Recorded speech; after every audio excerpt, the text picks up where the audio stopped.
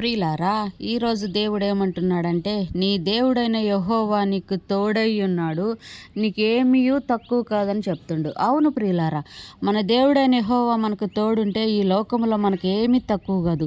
అసలు ఆయన సర్వ సంపదలు ఆయనందు గుప్తములై ఉన్న ఆయన దేవుడైన యెహోవే మనకు తోడుంటే ఈ లోకంలో మనకేమి తక్కువ అవుతుంది చెప్పండి?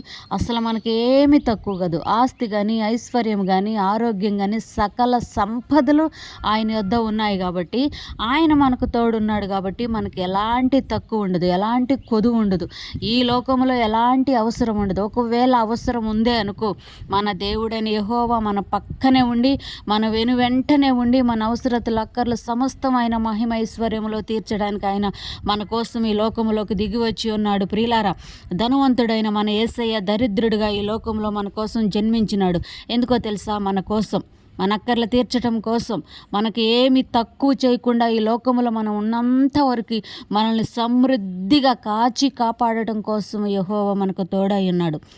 ప్రియులారా, ఎంత మాత్రం భయపడొద్దు. ఎంత